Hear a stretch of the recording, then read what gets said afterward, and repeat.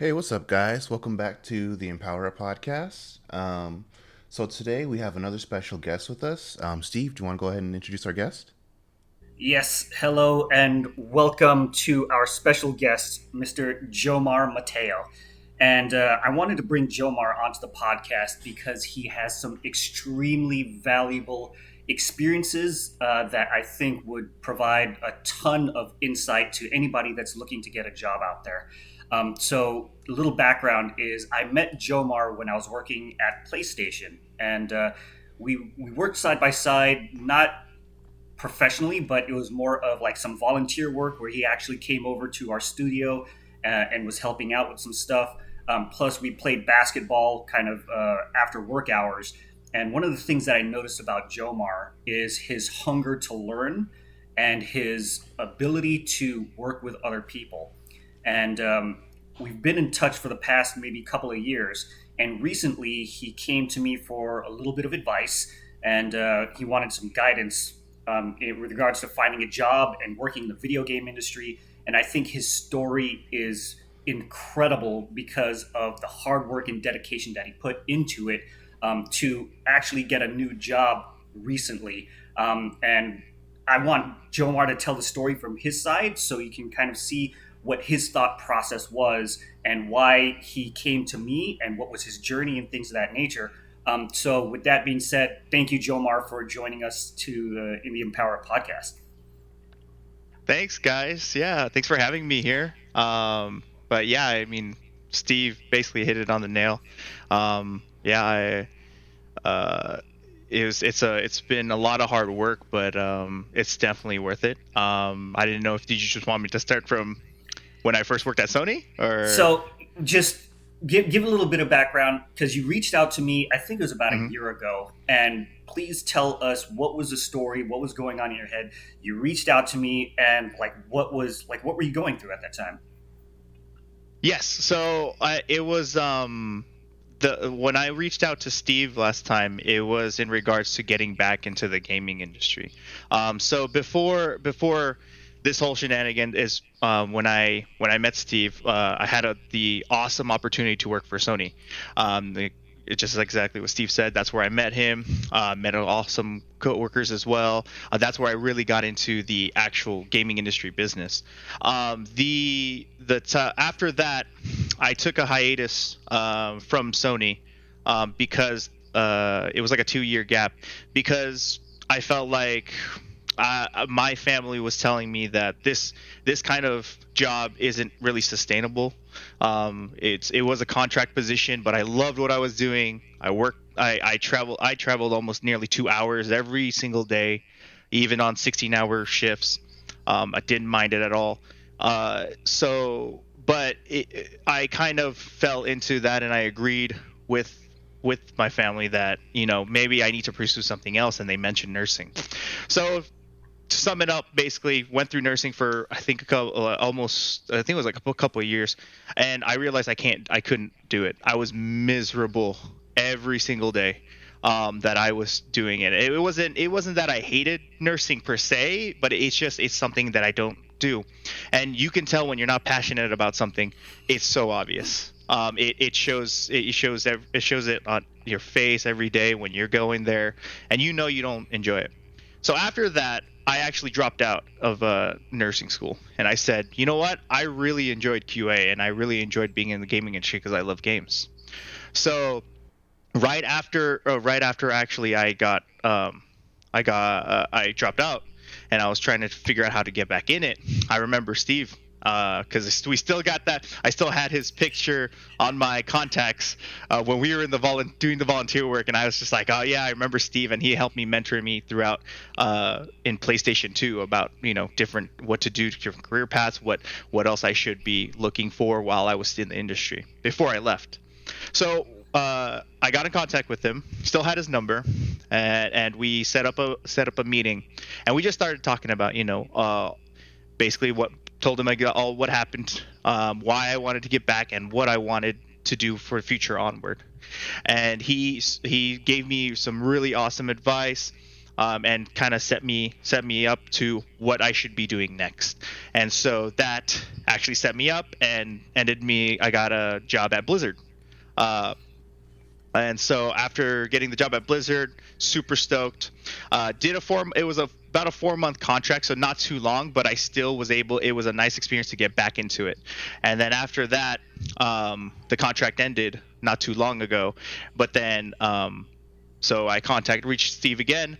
We talked more, and then I was able to actually get that's when I was able to get the Amazon job that I currently got for project coordinator.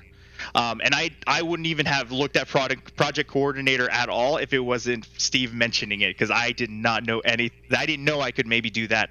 But once I started reading the job description, I said, hey, that's something I pretty much do already. I did this in Blizzard, so why don't I try it? And rest is history. So yeah, I'm going to be starting, I believe, next Monday. Dude, that is freaking awesome, and congratulations on getting the new gig. And Thank you. One of the important parts that I want to kind of highlight there is that production coordinator. This wasn't even a job that you even kind of knew existed, because like there's some people that they only think that working in games means that you're a designer or a artist or a programmer, and they don't realize that there's so many other roles in the industry just to make games. Like, what was your story into finding that position? So yeah, like you said, I had no clue. So my mindset before even knowing about that, before you even mentioned it, all I thought it was just be a QA tester, because all I know is people testing video games. I knew there was other stuff like the artsy and the programming, but I am not artsy at all. Cannot draw for my life. And I tried programming, and it wasn't making sense to me. So I knew it wasn't those stuff. But then I started looking at like the business side of it recently, and that's where the project coordinator came in. And so with that, it wasn't too much. I was including that into my job search, but it wasn't such like a super highlight. However, it wasn't, I didn't even go really looking for it. It actually just came to me. One of Amazon's recruiters actually just saw all my stuff on my resume. Cool. They said, "Oh, look at that! This guy's resume, it looks perfect for this job." And when she sent me their job description, I said, "Oh yeah, you're right. That does look like what I do." So we started talking, and it just went from there. So I didn't really have to search too much. My resume kind of spoke for itself, but at the same time too, making networking and connections, and then all, that's, keeping in touch with Steve and stuff like that's totally helped me, obviously get to that point, or even have that resume to be like that. Gotcha. And another one of those things that I love to talk about is the importance of networking, and not just you knowing a bunch of people, but people also knowing that you exist. Mm-hmm. And you touched on a point that a recruiter found you on what platform? Oh, it was LinkedIn. So yes, he's definitely, yeah. Steve's going to point that out, because I can attest. I didn't think LinkedIn was too much of a thing. I didn't realize how big it is, especially in this industry. I'm used to looking on like Indeed and Monster Job, those general job sites. But I didn't realize that how important it really was, networking, until like I did get into the gaming industry, and I was just realizing, I said, this is actually very important, because you have to have that kind of network to know people, because most of the time they hire internal stuff like that, but the more you get to know people, and like they know you don't, most of the time you don't even have to really look. It'll usually come to you, because people get to know you and they know how you are, your work ethics and stuff like that. So yeah, LinkedIn was a big, like, what do you call that? Epiphany? thing, I guess. I don't know if that's the word, but yeah, like oh yeah, I should probably use this more often. And so I really started like keeping keeping my profile updated, all that stuff, to make sure that when people look at me, it's the most recent thing, all the recent stuff that I've done. So yeah, it's crazy. And even before that, one of the things that I remember is that I worked in a certain department and you worked in testing. And there was a time where you came over to volunteer for a game. I believe it was Killstrain. And do you remember that? Yeah, I remember. Still remember. So one of the things about that is I remember you were brought as a group of volunteers. So people that volunteered to take time out of their busy work as testers to come over and work on this extra project that was, in a completely different building with a completely different department. And one of the things that stuck out to me is that you have a heart of service and you're looking for opportunities to help other people and just going out of your way, like literally going out of the things that you are normally doing, not only to help us test that game, but also to do things like volunteer for some conventions that we were working, where you weren't even getting paid, but you spent like an entire weekend helping people test out virtual reality headset games, and you would just help them get set up. So that was one of the things that stuck out in my mind, is that if this is who you are naturally, this is the type of work ethic and personality that you're going to bring into any workplace. And that's why I was so excited to give you a word of recommendation, and not only that, but to be one of your references. So that's why that's what I saw in Jomar, and what makes me want to help him, because he has already shown the characteristics of a highly effective employee. And dude, thank you so much for everything that you've done before, and even like this podcast, for you to come and share your story with all of the people that are listening to this. That's just a testament to your personality. So thank you. Oh yeah, no, thanks guys. Yeah, no, thanks for inviting me. And I wanted to do this because like I wish I found out about this, podcast, or had something like this when I was first getting into the gaming industry, because I had no clue. Literally, it was.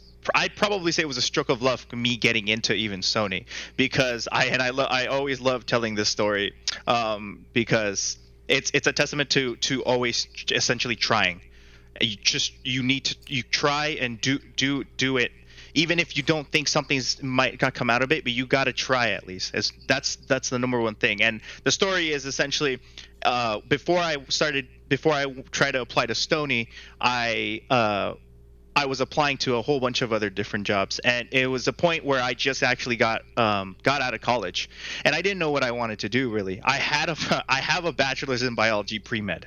I was supposed to go to medical school, but like what happened to me with that 2-year hiatus for nursing school, I knew I didn't want to do it, and I want to try something else.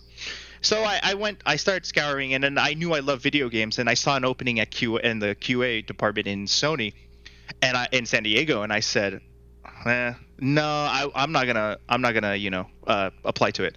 But my girlfriend actually is the one who actually pushed me. She said, just apply. What do you got to lose? The worst thing you can do is they're gonna either email you saying no, or you just don't get anything at all. And I said, you know what? Okay. And I still tried, sent in my application, got an interview, and here I am now.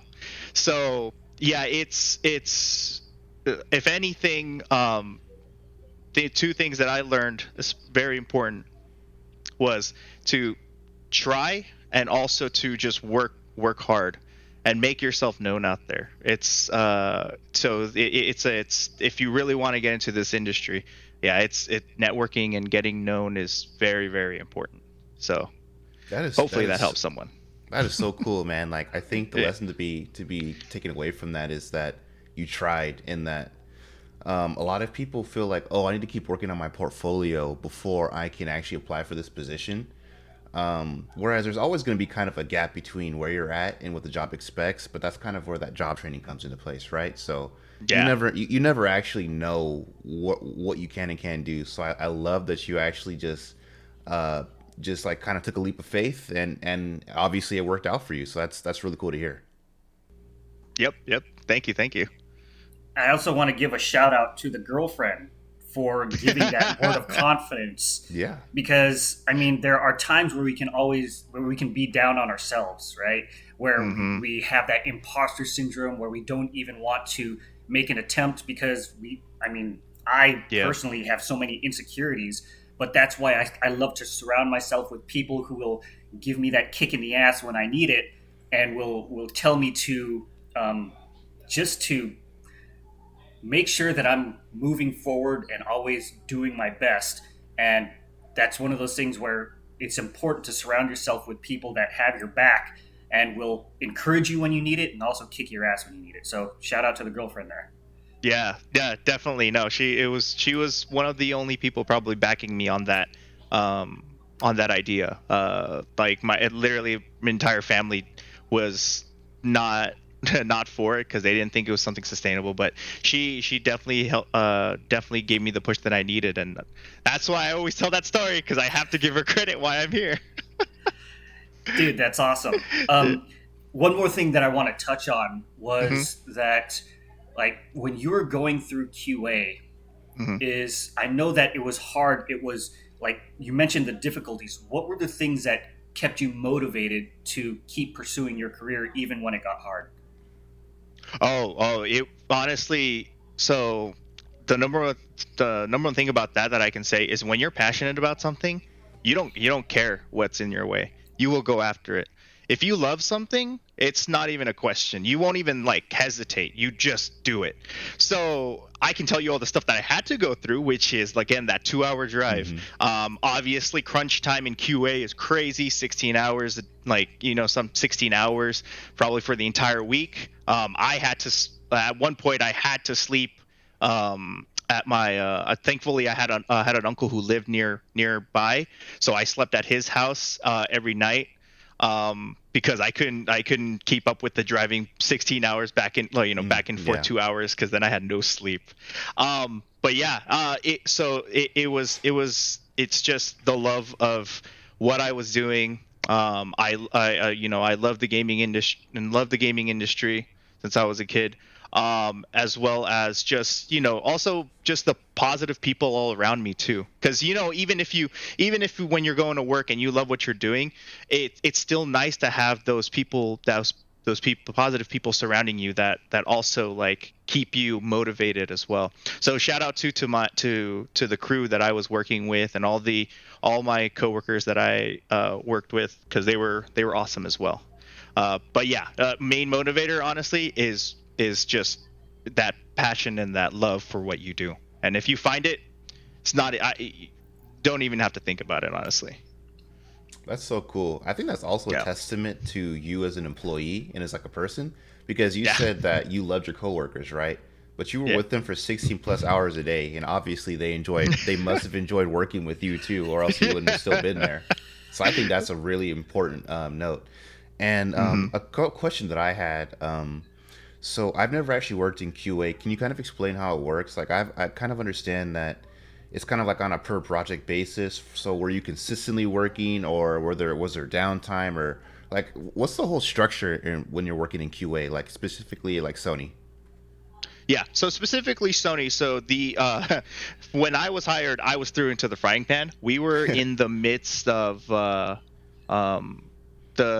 think partially like the crunch time. I think they were really hiring a whole bunch of people. So the time that I got hired in, we were in the crunch time, but it wasn't at the very end yet of the project. It was just a lot of stuff that they needed to do. So what I was put in was I was just put in first just to check, confirm that bugs were all fixed and stuff like that. So doing confirmations, what they call it. So we that's the most of the time it was on my task for. You're assigned a specific level and you just essentially go through it. There were some specific downtime. So how it works is that your tasks can vary day by day. It's not always this is what we're going to be working on for this entire time. No, it's either, hey, something broke over here, we need to now shift our focus over here, grab everyone or whoever can do this and start working on this or finding out why this crash happened.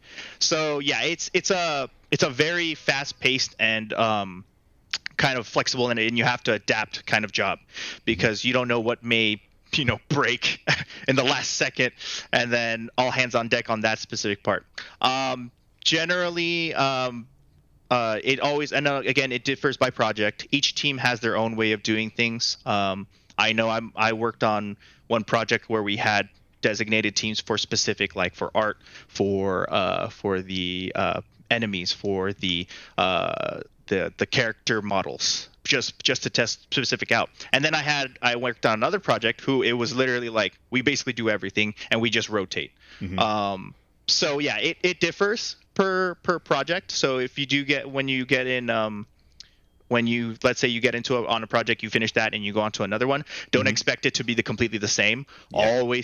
Yeah. Always ask what's how they do things and all that jazz. But yeah, that's generally how it goes. And then the crunch time is usually towards the end of the project, and that's when you're gonna really pull those 16 hours, especially if it's like a big game that you're working on. Okay, cool. That's awesome. Yeah, and mm-hmm. Kind of to follow up on that, you mentioned that you will be transitioning to was it product coordinator or production coordinator? Yes. Yeah, production coordinator. Yes. Yeah. So can you kind of explain, like you said, you saw the job description, and both you and the recruiter instantly saw that it was a fit. So what were some of the skills that you developed, or that you what responsibilities did you have at your previous jobs that you think mm-hmm. really lended themselves pretty well to landing this current position? Yes. So yeah, the coordinator job, it has to do, so the job description is essentially, you're not doing the testing per se. So you won't be the general QA testers, but however, you will be gathering everyone's all the feedback and all those bugs and all those tickets, and they're all going to be actually filtering to you. So that's for the job role. And what you do is essentially you're going to have, as the coordinator, you have to, as the job entails, coordinate or organize all the stuff that comes in. And then you have to essentially organize it on a document or anything, any way to then be able to give it to any higher ups. So if your lead needs it, or if another supervisor needs it, whoever needs that information. But essentially you kind of organize it and make it easy to read and say, hey, we've been getting a whole bunch of hits on this crash here, or this defect right here is like killing us. We need to focus on this, and all of these are minor and stuff like that. As for the skills that helped me develop, that is a lot of it is communication. The organizing part, you kind of get along the way, especially being in QA. Mm-hmm. You have to be organized because you need all those details for whenever something happens. So organization part, I had it already before coming into QA, but it got more refined as I worked in it. Okay. But the biggest part is communication. Biggest part, because you are going, especially QA, you're always going to be constantly talking to coworkers, the devs, programmers, whoever, whatnot, your obviously your test leads. So I would say that was the major part too. I will also attest to, they also, since it's Amazon, they also cared about my customer service care. Mm-hmm. One thing I didn't touch on, during the 2-year hiatus when I was doing the nursing school, I still needed a job. I actually worked at Best Buy, PC gaming department, customer service. Okay, cool. So yeah, so that's basically the two main skills. This was the organizational skills, as well as the communication was more important. And honestly, that's why I'm doing the podcast now, because I love talking to people. So, but yeah, those are the two things. And another one of those things is like you touched on the importance of customer service. And this mm-hmm. might be a little difficult, especially for the introverts out there who aren't mm-hmm. used to going out and talking to people. But it's absolutely a critical skill to learn. And working in a customer service job is a great way to build those personal skills. Like for me personally, I worked in retail, I worked in fast food, And when you have to deal with irate customers on a day-to-day basis, it Yeah. really trains you how to kind of manage your emotions and how to make sure that no matter how bad you're feeling internally, you're still able to work in a professional manner with other people. Because when you're in a job, like especially in quality assurance as a tester, Mm-hmm. you're communicating with other people, your coworkers, your managers, and being able to control your emotions, especially in a high stress environment, that's a very valuable skill to have. So a lot of you might be working kind of restaurant jobs right now and not see the value of it. You may not find the passion in it, but you absolutely building critical skills to work in a corporate environment. So I think that's an excellent example. So thank you. Yes, if it helps anyone out there, I did have a coworker at Best Buy who was a complete introvert, but she took the job because she needed to help her family, and I gave her kudos for that. But I remember the first day she worked, she could not talk to any customers. Wow. She already had like a week of training, and she still couldn't talk to any customers, and I took her to the side because she was working with me in the PC department. And I said, I asked her what's stopping her. And she's just like, I just don't know how to approach them. I don't know how to talk to them. And I've been talking with her for the entire week because she was with me. I was helping her with the training. And I said, well, what are we doing right now? She said, well, we're just talking. And I said, exactly. Treat your customers like you would obviously be more helpful to them, not just any other friend, but you don't have to. You can just talk. Don't essentially let that in your mind like scare you that, oh God, it's a complete stranger. You immediately start thinking bad things.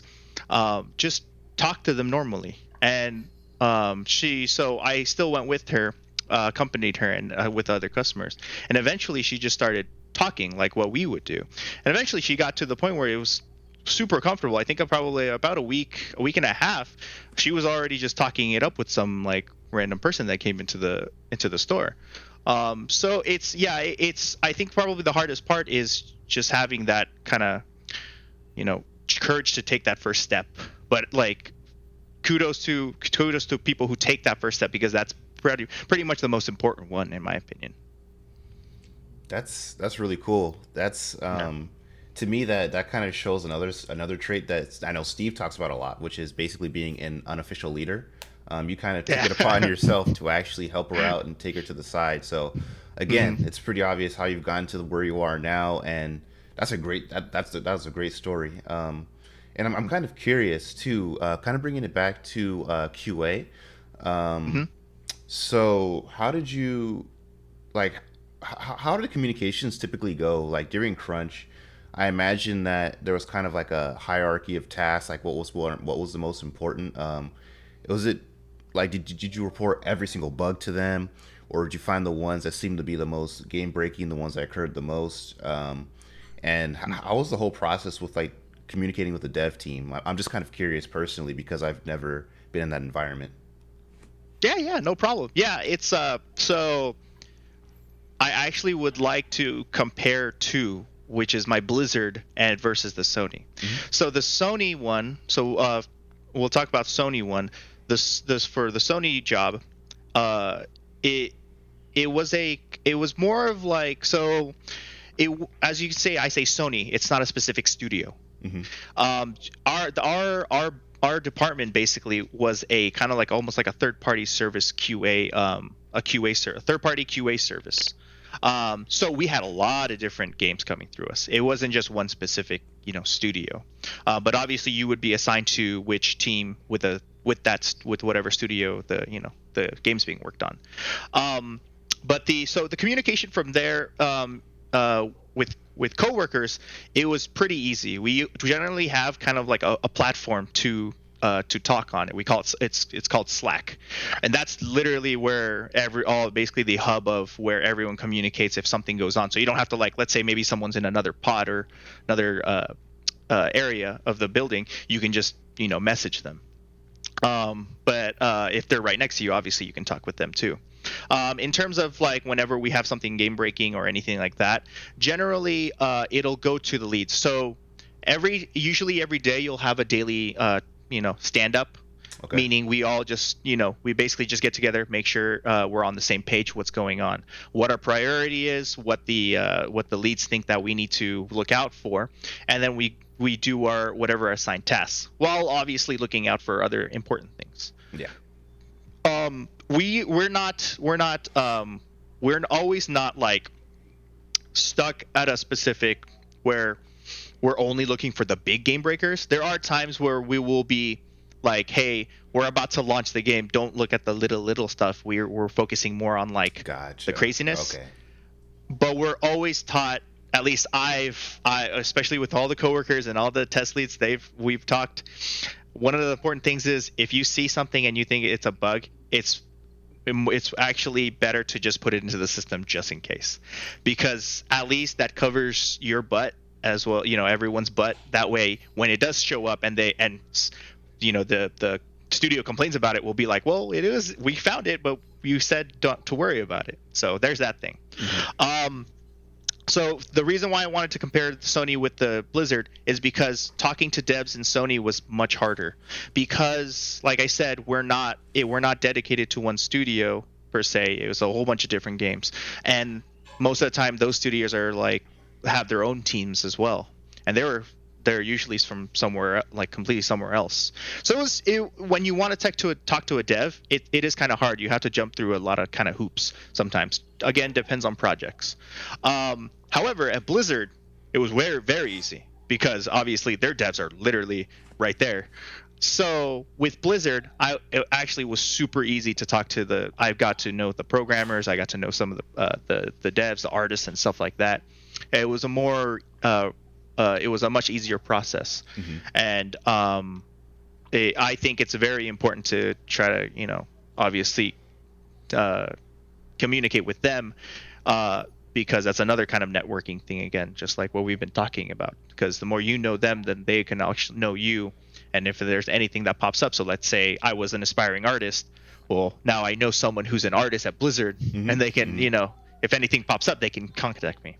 Cool. So that's essentially how it works. It's you'll know exactly what the priorities are right in the beginning, because we'll have that stand up, and then from that point on, generally it's just doing through your tasks, and then if anything big pops up, obviously you will relay that to your leads, put a report in there, and then go from there. Gotcha. And yep. Dude, that's awesome. That I love that experience, and I love that example from you. And mm-hmm. and taking a step back a little bit, what advice would you give somebody who's an aspiring QA tester? Like, they don't have any experience. What advice would you give to them to get that first gig, to get their foot in the door? So I'm probably going to say, probably I would say, if you're looking to being a QA tester, one of the things that it's hard, because I'll point out to me that it was I was pretty lucky to get it. However, to get it started, I would probably say to look into the there's a ISTBQA certification kind of thing. That was actually the certification that you actually do need to actually even be seen to get hired, or even to get an interview. Because I remember talking to one of my leads, and that certification was actually the next step I was supposed to do before I left Sony. Mm-hmm. So the ISTBQA is essentially just a general quality assurance certification that you can get, just taking reading through, studying, take the test, and then you'll get the certification after the test. So that's actually probably the official way to start off. I'm still in the progress of getting it. I'm definitely going to get it, just, to also have it, because that's a good thing to have on your resume too. Mm-hmm. It makes you stand out. And then second, honestly, go on, do LinkedIn. LinkedIn's huge right now. Make your profile, start trying to building up that profile, and then start start contacting recruiters, getting yourself known out there, and telling them exactly why you want to do this and what they'll most likely be able to point you out. Like I said, I've been fortunate to have a mentor like Steve to show me those paths, because otherwise I wouldn't really know where to go. So trying to find a good mentor like that too would be a good step as well, another step. But honestly, most important thing is just keep trying. If you really don't have anywhere else to go, don't hesitate to contact someone on LinkedIn, like find a different recruiter. That's where the networking really does hit hard. But yeah, it's still definitely try though. Keep trying, keep applying to whichever one, because you never know. Like what happened to me, you don't know. If you don't try, nothing's gonna come out of it. If my girlfriend didn't tell me to go for it, I wouldn't be here with you guys. I wouldn't be talking to you guys right now. So that's the very most important part, is to just try and put yourself out there. That is so. And then a follow-up question to that is, after if somebody is in QA, if they're looking to take that next step, what would you recommend for them to be, not only a good tester, to be good at their job now, but then also moving forward in their career and see what path they want to take next? Yeah. So one of the things I learned early on in QA is you're gonna have to be what's the word? I was gonna say dedicated. More like you're gonna have to be really pay attention to those details, really work hard, as well as make yourself known to everyone around you. Be that guy who, basically be that guy where if someone else has a question, you'll be able to do your to give an answer. Do your due diligence, research. If you have an idea, don't be afraid to throw it out there. That's probably one of the number one most important things, especially when you're starting out in QA, because no one knows you right now. Right now, when you first start, you're just one of the QA testers. They don't know you. So don't be afraid, because majority of the time, a lot of these game studios, really cool people. They're amazing people to work with. Most of the time, they're all really friendly. The ones I worked with are super friendly. They want you to ask them questions. So if you want to set up one-on-one meetings with them, to ask them how's your performance, what you need to improve. The more you put yourself out there, and the more you also help other people, the more you'll be recognized, and they'll be like, oh yeah. If someone has a question, be like, oh, I don't know. Let me go ask Jomar, because he worked on this, or I think he knows. Last time I asked him, and people will instantly start recognizing you. So just basically putting yourself out there. You need to put yourself out there. Do the volunteer work, obviously, too. It's good on the resume, but also it's just awesome to help out other people. And just do your due diligence. And like one of the other things you talked about was like networking within the company. And one of the examples that I love is that you went out of your way to attend functions that had other Sony employees. And one in particular was playing basketball, right? You took time out of your day. You literally took like your 15 and 30-minute breaks to go out and play basketball. And from my perspective, that was a huge move, because it puts you in a position to interact with people at the company that you wouldn't normally come across on a day-to-day basis. And that exposure, it shows, it goes back to the know, like, and trust, which is something that I've talked about in other episodes. So one, they have to know you exist. Two, getting to like you, your personality, and playing a team sport like basketball, they can see how well you communicate. They can see how well you work with other people. And then trusting you is trusting your work ethic and getting to know who you are as a person. And then one of the things about trust is that it's built over time. It's not just like a one and done thing where you meet somebody and automatically trust is built. I saw you on the basketball court for months at a time because we just kept going back and playing.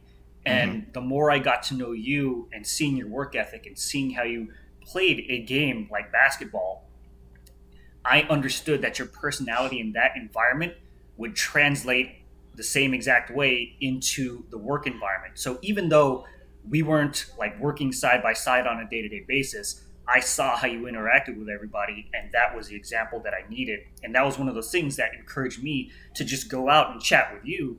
And I said, hey, I'm here to help. And then the cool thing was that you already had it in your mind that you were looking for the help. And I gave the message, but it was up to you to reach out to me. So what was it about our interactions that made you want to reach out to me? Oh, it was just the talks that we had. I already knew I wanted to do something more, but I didn't know where to go. So that's one of the things we brought up in some of our talks. And once you started kind of like laying down, like telling me all about your experience and then actually showing me how that works, that really helped me into getting out, figuring everything out, what that I need to do. So that's why I am thankful to that I went to decide to go play basketball. But it's funny because I wasn't even expecting that. Honestly, I love basketball and I love the coworkers there. So I figured when I heard that there was going to be people doing kind of that activity, at a certain for this certain amount of time, and during these days, I was just like, oh shoot, I want to get in there because I've now found people who have similar interests to me with basketball, and now I'm even able to more put myself out there and meet more people. Actually, probably a great point about that is when you are in QA, generally they tend to do really, like, if they have any kind of events or anything like that, definitely go to them. People play, like, there's people who I played board games with, I played card games with. I made amazing friends who also loved pets, and we talked about our pets like the entire lunch. It's those sort of things where you need to take advantage of all those kind of social gatherings where you're able to find people that you can make those connections with. Like, not only did I meet Steve during playing basketball, I also met one of the leads, one of the test leads for another game that I ended up working on. So it's like, it really does come full circle, especially when you are like putting yourself out there. So I think that's another important point, is that if there's anything out there that has anything to do with like, like social gatherings or kind of events, definitely try to attend, and you can make some really cool connections. A point that I kind of wanted to highlight from what you just mentioned was not just going to those events, but you specifically mentioned that you didn't have any expectations going into it, right? Yes. You didn't go in there saying, oh, can you hire me? And that's something that totally translates into your LinkedIn networking that you mentioned before, right? Like, I come from an audio background, and I know it's pretty common. It's difficult for audio people to kind of have a project to work on. So they'll work with a game dev and say, hey, you working on any cool projects right now? Because I'm a composer and I'd love to work on it. Instead of, hey, I hear you're a game dev. What got you into game dev? What kind of games are you interested in? What are some of your hobbies? Yes. So I really loved your approach, because you probably didn't know that one of them was going to end up being the director when you ended up talking to him, right? So Exactly. Yeah. No. That is a very good point. Yeah. When you're doing those trying to interact with people and stuff like that, I never expected anything. I honestly, I would just wanted to make connection or friends, just friends, in the environment that I loved. And that's one of the reasons why it's you want to be kind of what Steve was mentioning, that you you want to make those really like good and friendly connections, because you never know who you're going to be, playing a board game with, or playing basketball with, or just eating lunch with. For all you know, that guy's probably going to become the CEO of the company, and then so that's definitely a really good point that you mentioned. For sure, yeah. And I think that also helps cover Steve's other two pillars, right? Like, your initial contact, they know you, but do they like you and trust you? That doesn't really come if you're just asking for a job instantly. Yeah. And then going into your new assignment, one of the things that we discussed was ways to make yourself valuable, and how to reverse engineer like your experience at this new workplace, and how to use it and build it and design it and create it yourself, instead of waiting for things to just kind of happen and come to you. Do you remember what I'm referring to, Jomar? Yeah, the reverse engineering. Basically, you take that job and then you essentially take it all the way back up. So this new role it's what I had to do was really look at what they wanted from me.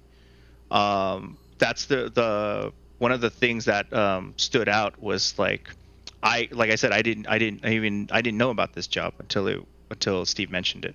So I was looking at that the job description, and I started kind of going back to what I was doing, what all my experiences were, and I was just kind of led me to the job, and I finally figured out, oh, well, this is something that I could do. Why not try it? And that's why I snatched the opportunity.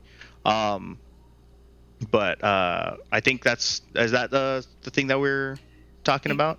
Kind of. And then I was going into thinking even further. I think one of the mentions during our conversation was, now that you're in this coordinator role, also think of the role that you want in the future, that you want to move into from here.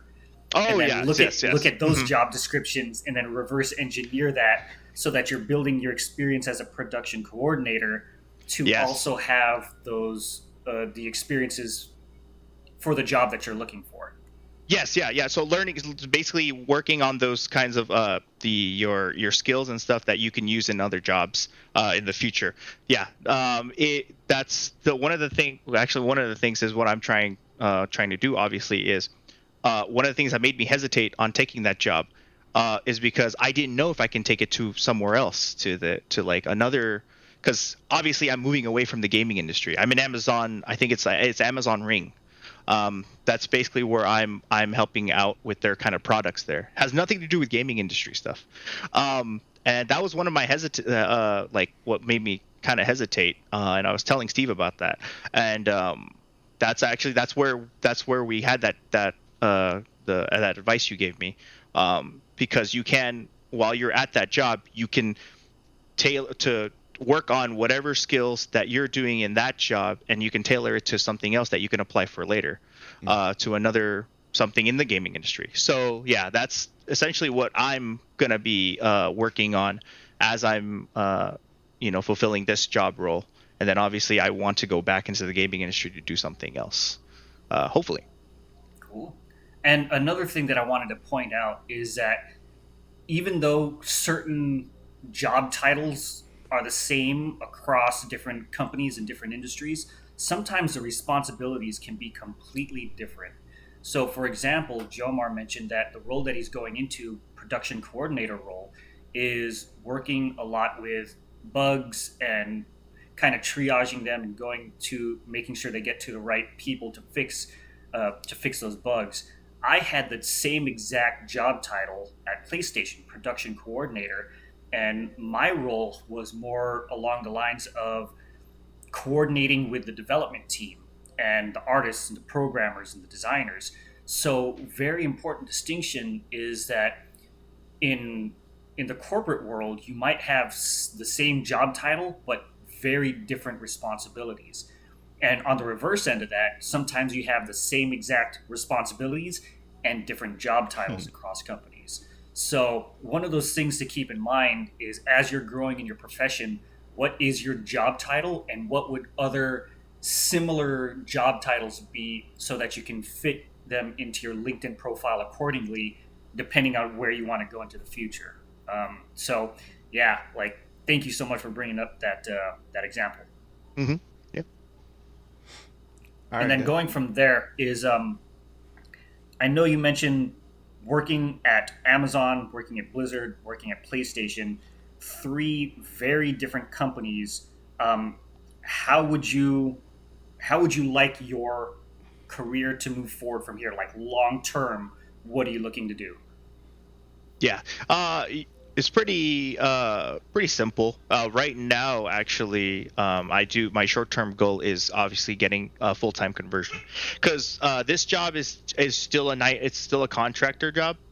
9 months, I think 9 months, and obviously with extensions. But I did talk already, during the interview with the main the manager essentially to that our department, and he said that full time conversion is definitely a thing, but you have to obviously show me why I want to fight for you to stay on here. So obviously, you know, uh, that's going to be my short term goal right now, is getting that full time, and then my long term goal is obviously seeing where I can go, where I can fulfill that job role now, but in the gaming industry, and possibly even finding another path that'll, you know, essentially get me higher.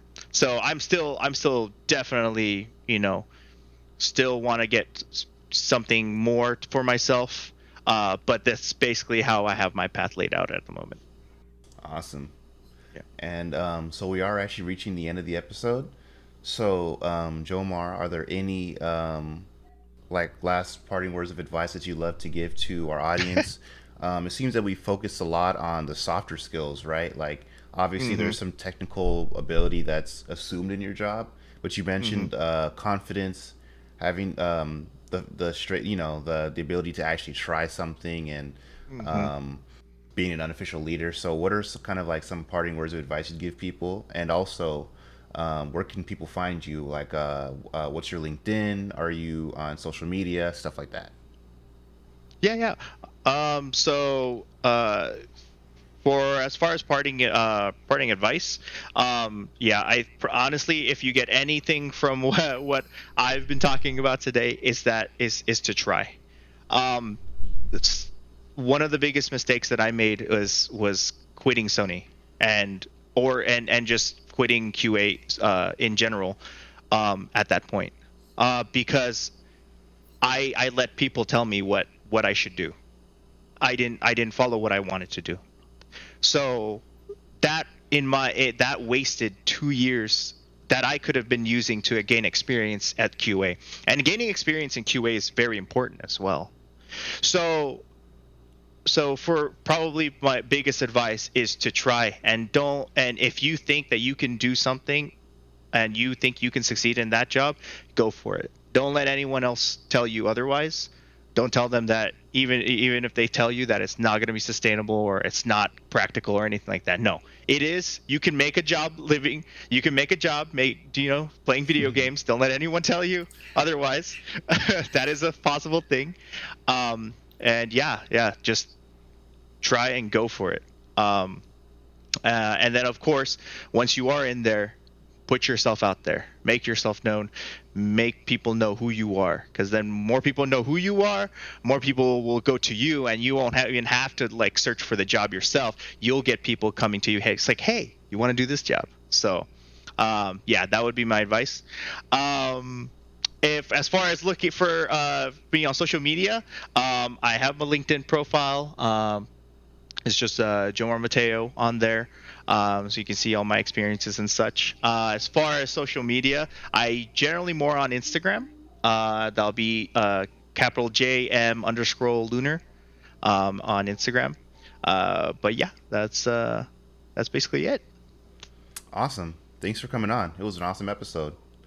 And thanks, guys, for tuning into this episode of the EmpowerUp podcast. Just wanted to kind of reiterate that we are actually on YouTube now. So if you guys are watching on Twitch, we appreciate that. We'd love for you to follow us on there.